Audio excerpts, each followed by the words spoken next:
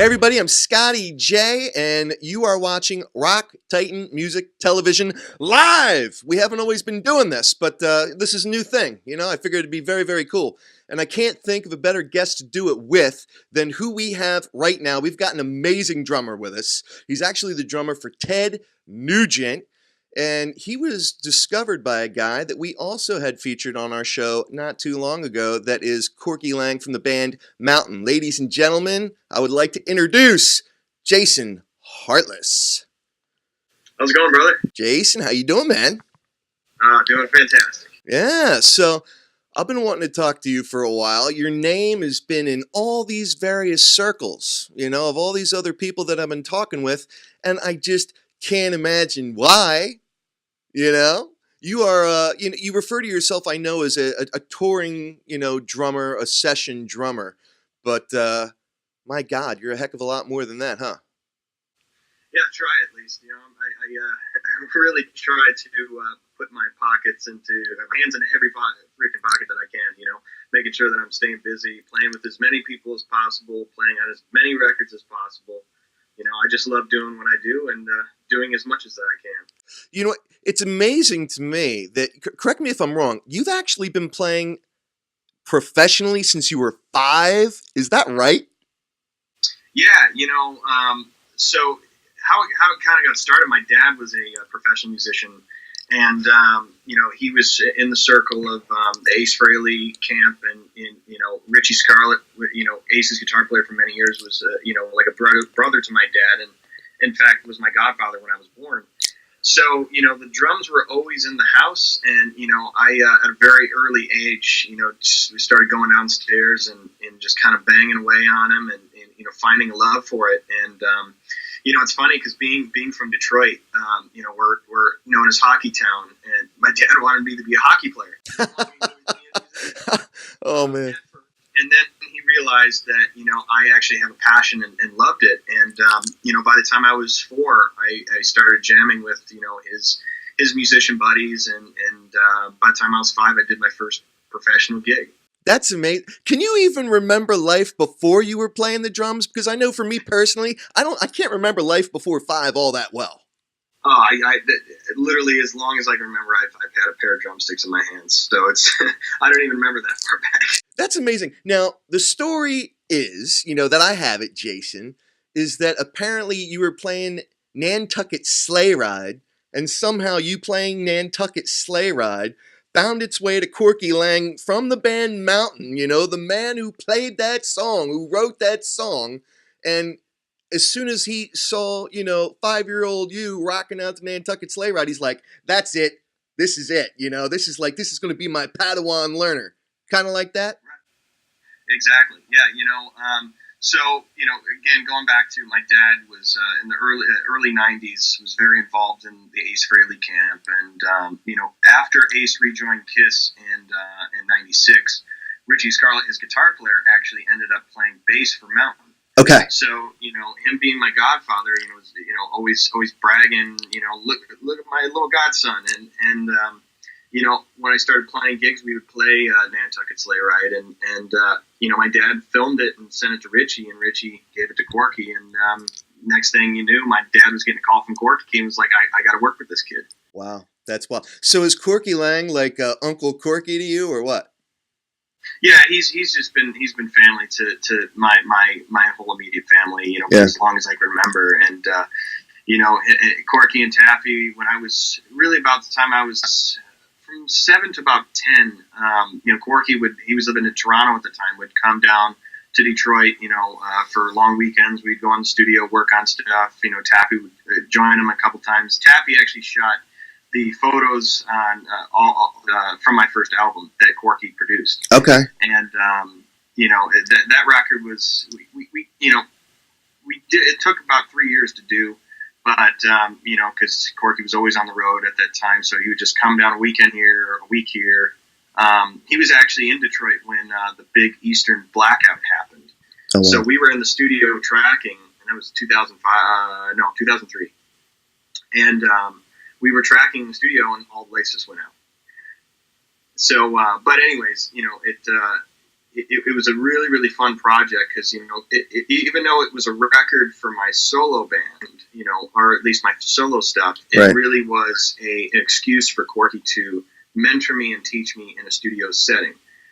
I've never been one that wanted a solo career. I've always liked being that hired musician, touring musician type thing. But this was the one time I did this, and again, it was mainly an excuse to have Corky mentor me through that. And we ended up having Jimmy McCarty from the Rockets and Mitch Ryder and the Cactus play guitar on a track, which he's an absolute guitar god. And Richie Scarlett played on it, and a host of other cats, and it was just a really, really cool experience that really got my feet wet.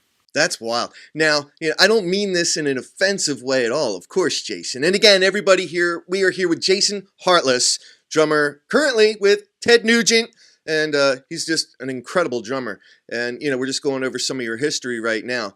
And, as I was alluding to being offensive, are you technically a millennial? Are you referred to as do you fall into that millennial category? Yeah.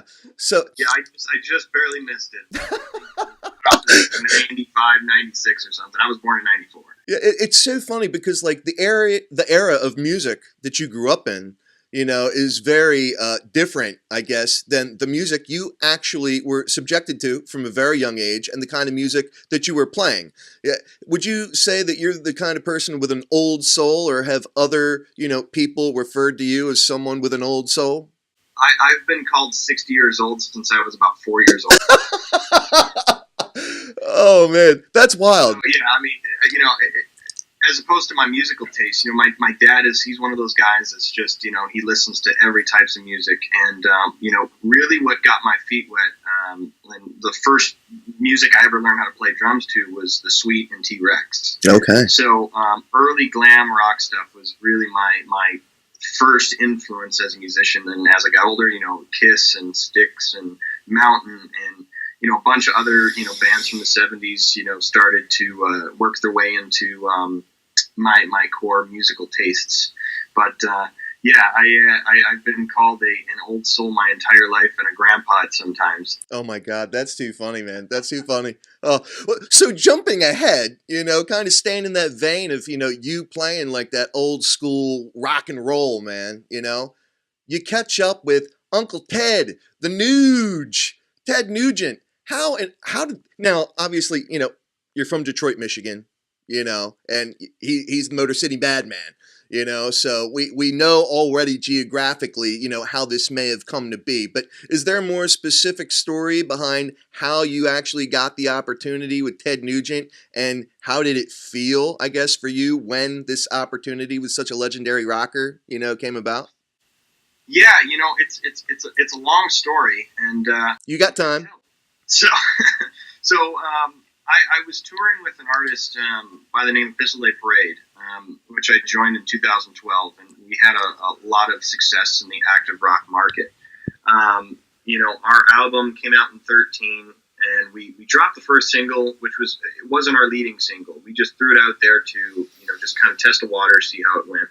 And the song ended up peaking at, I think, 39 on active rock with relatively no promotion at all. Oh, wow. So when we went to drop our lead single, which was called Rockstar's Girlfriend, we coordinated with our managers and was basically like, look, we're going to put a major campaign behind this. We have to put you guys out with a big artist that'll, cover the U.S. and we'd be able to coordinate with radio dates and all that stuff. Right. And so long story short, we ended up getting a tour in 2014 opening for Ted Nugent for about 3 months. Okay. So, hold on. See, you getting business calls already? You got people calling you up for studio sessions? Yeah, a little business email. Yeah. So anyways, we ended up touring with Ted for about 3 months. Okay. And, looking, or when we did this tour, I met everybody and became, friends with a lot of people on the crew and met Ted's manager and, kind of got me in the fold of things in terms of knowing everybody and building a relationship.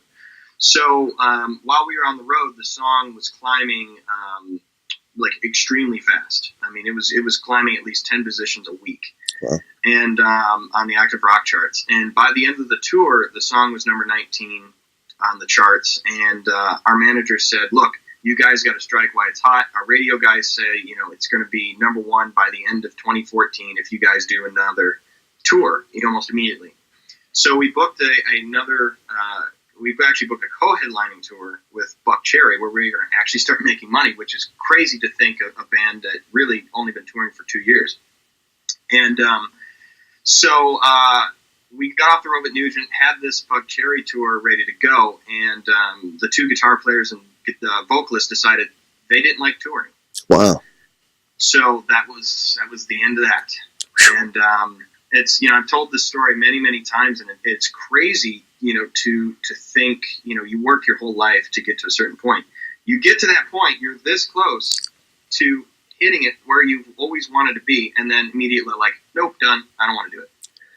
That's crazy. So are they like, do they talk to you at this point like, man, we are kicking ourselves? No, I haven't talked to them in years. Really? Yep.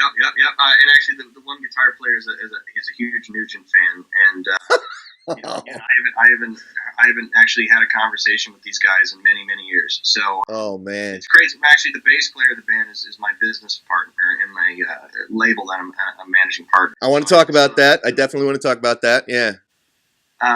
So, anyways, it set me into a weird spot because, again, I was this close to having a very successful song with the band. Our album was being compared to Rumors by Fleetwood Mac in the fact that all of the songs were going to be singles. Wow. And, it's crazy to this day. The amount of downloads and streams that record gets for a band that relatively had very minimal success. But it's become an underground active rock record that people. And I didn't write any of the music, so I can boast about how great the music was. The songs were phenomenal, and that's cool. Great production, and it was just that overall package, that made a great album. But unfortunately, it's just one of those records that got shelved and will really never be heard again unless it again follows this underground movement to listen to it. Yeah. So, long story short, in 2015, I took a break and kind of reassessed, what I was going to do, and I started, doing a lot of studio work, and that's really when I became a session guy. I started working very, very closely at Pearl Sound Studios and doing about 99% of all the sessions and records that went through that studio. Okay. And, come 2016, I decided, I needed to find a touring gig. Because I love the studio stuff, but, I love being on tour. Right on. You're a road dog. You're already a road dog. All right. And B, I needed to, figure out, a better position for myself academically. So, it was always a dream to go to Berklee since I was about 5 years old. And I got a little band right here. But, wow. It was always a dream of mine to go to Berklee. And, when I got accepted into the music business program, I kind of had two paths to take. It was either A, move to Boston for 4 years and do my degree, or B, take the online route that they offer so that I can still work on my career. And luckily, I took that path because I started my degree in January of 16, and February of 16, I reached out to a bunch of people in the industry that I know, one being Eric Singer from Kiss. Oh, wow. He's a dear friend of mine. He's been a mentor since I was about 7 years old. Okay. I was going to ask you about some influences. That's a pretty big one. Oh, yeah. Eric's the best. And wow. He's been a very, very influential part in my career. Very cool. Not only as a drummer, but as a professional in the business as well. But, so I reached out to a bunch of people. Eric was one of them, and Doug Banker, who's Ted's manager, was another one. And basically just like, hey, look, I'm available this summer, looking for something. Let me know if you hear anything. And Eric Singer, Kiss is under McGee Entertainment, which Ted is also under McGee Entertainment. So Eric hooked me up with Doc McGee.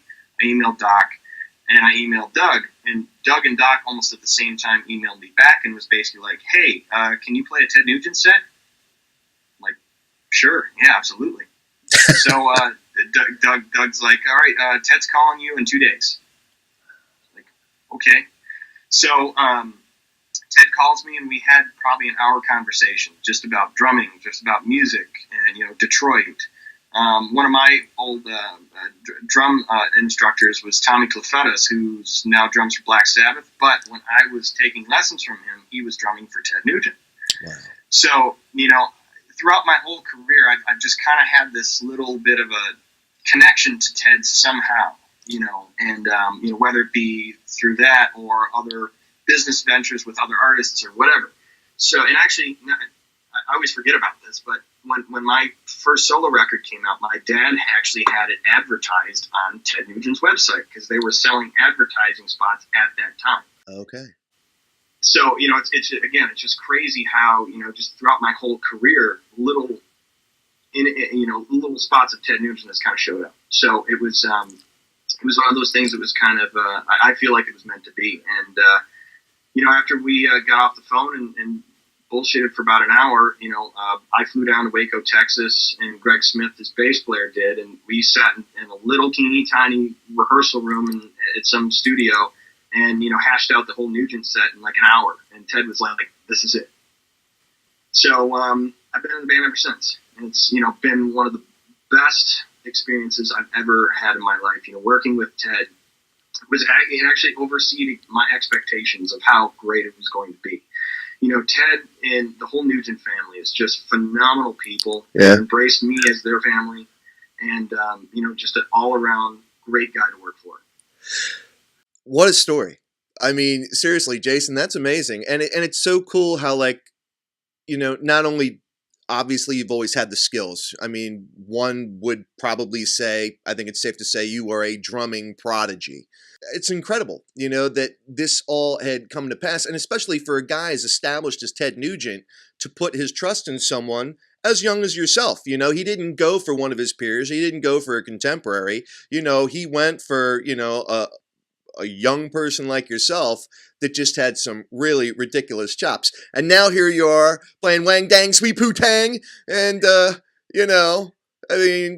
Scratch Fever, and it's amazing. I mean, it's got to be pretty surreal. Even now, after all this time that you've been playing with him, are you still like, wow, man, like I'm doing this? Absolutely. This year will be my 4th year with Ted. And we've every summer we do all over the U.S. and it's crazy. I kind of get wrapped up in it sometimes in terms of I never kind of sit back and just realize like I'm on stage playing Stranglehold with the guy that wrote Stranglehold. Right. You know what I mean? And it's really crazy. When Ted initially called me, the biggest thing that he was emphasizing is like, look, Detroit musicians have a certain feel. They've got a certain sound that I absolutely need. He had Detroit musicians damn near his whole career, except for small little pockets of, trying out different players. And, we look back at, a lot of these bands that came out of Detroit, like, Mitch Ryder and the Detroit Wheels, Cactus and the Rationals and the MC5 and the Amboy Dukes with Ted Nugent when he was a kid. And right. All these classic garage rock bands and the Stooges. I've always put Detroit as the epicenter of punk music and the founding birthplace of punk music in the late to mid 60s, because you listen to Jenny Take a Ride by Mitch Ryder that came out in 65 or something like that, and it's a super heavy tune, even though it was a very we compare it now to heavy music and it's a very toothpaste sounding song, but back in 65 it's like these guys were burning. Johnny B on drums, Jimmy McCarty on guitar, and just a super vocal soul vocalist in Mitch Ryder. It's just phenomenal music. That's wild. What he wanted. He wanted to capture that old school sound and that old school vibe, and he's always had a thing for keeping it in Detroit. That's wild. Now, I mean, obviously, you've always been surrounded by a lot of very talented music influences, legends at that rate. One thing I think, though, is so imperative that had to have had a huge influence on you is the business side. I think that's what's so cool. Obviously, you're around musicians that not only have made great music, but have been able to survive the test of time and to make a career out of being a professional musician. And everybody in the music industry today knows very well that's not a very easy thing to do. I mean, success can be very fleeting. One bad business decision and it's all over. And here you are, you're with guys that have done it. And one thing I'm really curious about, Jason, because you had so much success at a very young age, and because you were surrounded by so many people where, you could have just embarked on your music career, without any real formal education whatsoever. And then you talk about the fact that you wanted to actually go to Berklee College for music from the age of 5. What was it, I guess, for you that made you want to actually get a formal education, rather than just make an immediate career out of music? Well, I was lucky to have extremely supportive parents that understood what I needed to do.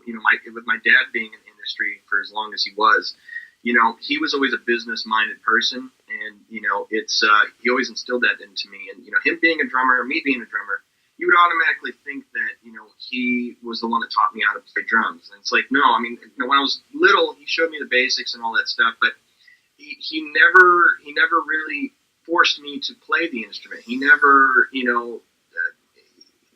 wanted me to find my own identity and wanted me to find my own, my own style, as opposed to, play this, play this, play this. Right. But what he did do is always instill the business sense and business side of the industry and made sure I understood that.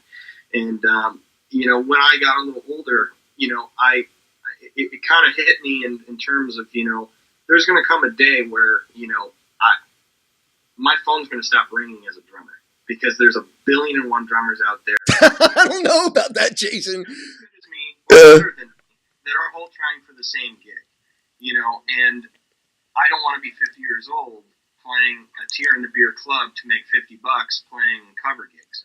I want to make sure I'm in a position to where I can actually do something in the industry outside of my playing. I've always been a huge one.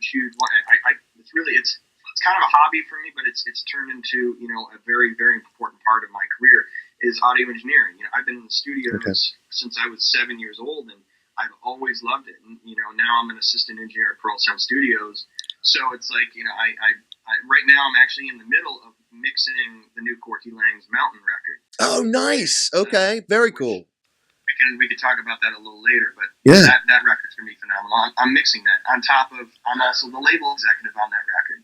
So it's like being able to be someone that can that knows every little teeny tiny spick in this industry is I find very, very important, because it sets yourself up for future endeavors. Because I've got this gig with Nugent now. It's awesome. I wouldn't trade it for the world, but at the same time, it's like there's going to come a day where this gig's going to end. So I got to figure out, okay, well, what I'm going to do next.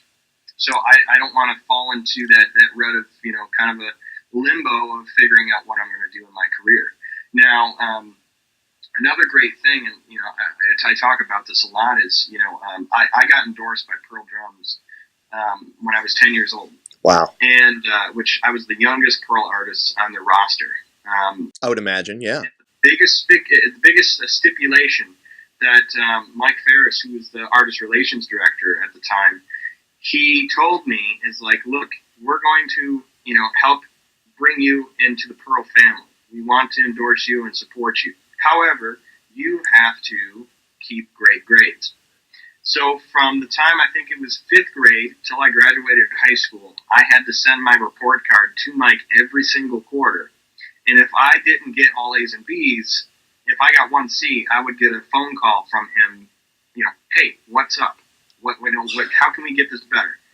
So that's amazing. That was another very, very key, part of motivation that helped me in my career and as academic side, and making sure that, it's a very, very important part of my career and my life.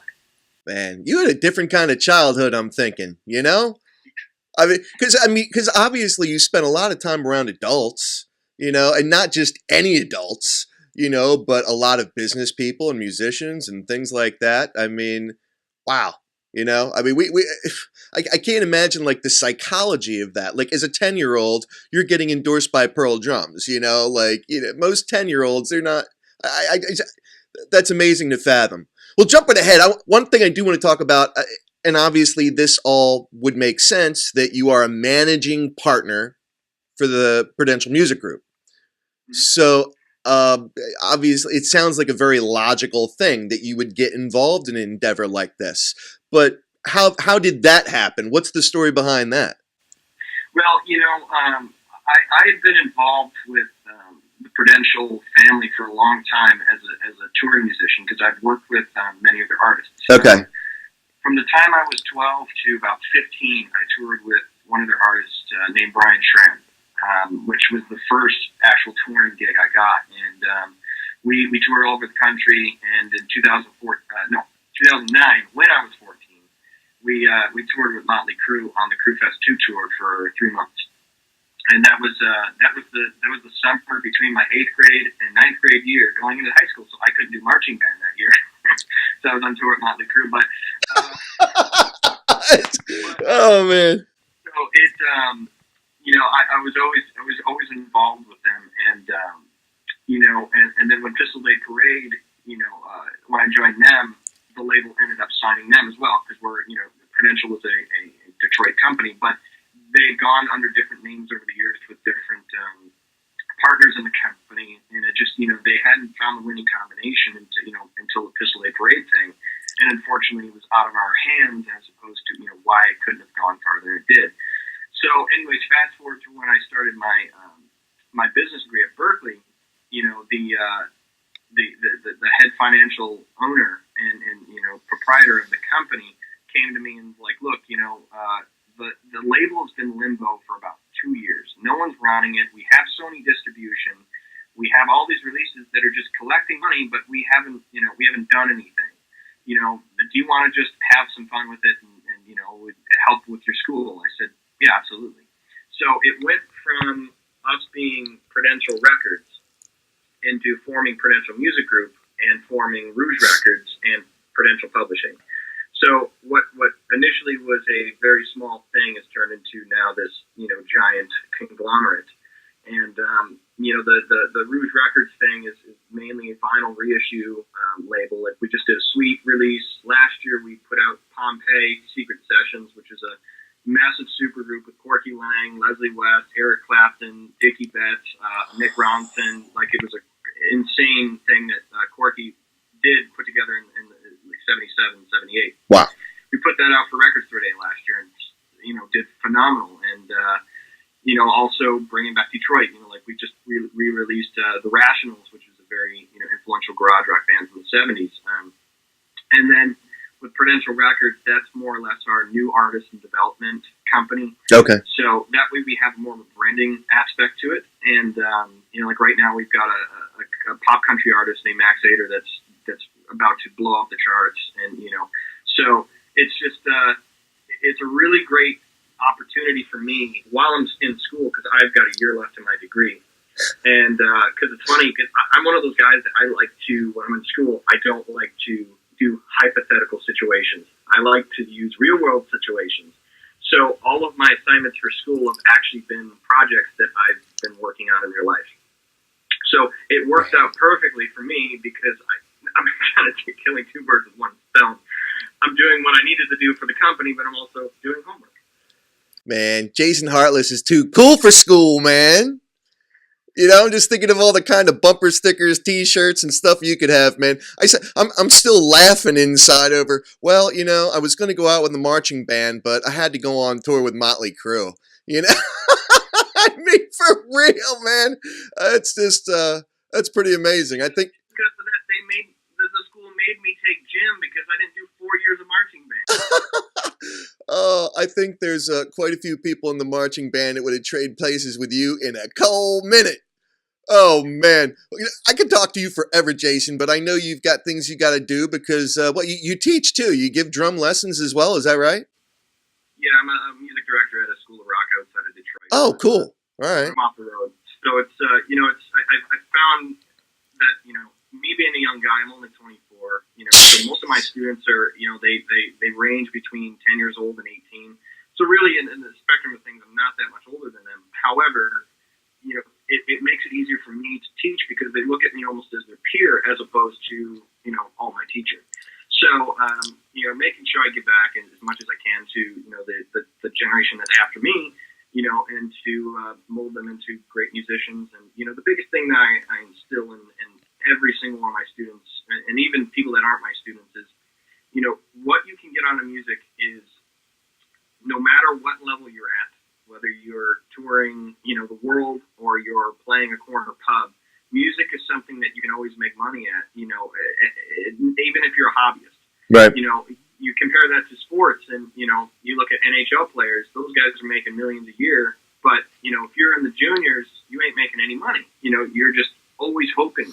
So music is just such a great, great tool to, have fun doing, really, really, express yourself artistically. And also you can, make a couple extra bucks while you're at it, no matter what level you're at. Man, I tell you what. Jason, you're just a good person, man. I tell you what. I feel like I need to introduce my daughter to you, man. You got a girlfriend? No. I'm teasing. But where can everybody go to go check out everything you have going on as far as like the schedule you have going on with Nugent, all the exciting stuff you have going on, with your music label and other productions you have going on? If they wanted to get lessons with you at the School of Rock, where does everybody go to check that out? Well, I'm on all the, the social medias. So, Facebook, Instagram. Okay. Twitter, just Google Jason Hartless, they'll find you?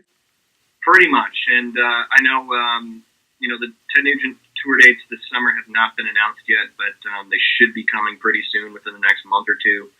So once those are announced, that'll be blasted all over my stuff. And, anytime I'm doing any other records or anything else, it's always try to be a social media whore, if you will. All right. Now, do you already know where those tour dates are going to be? Do you already have an idea?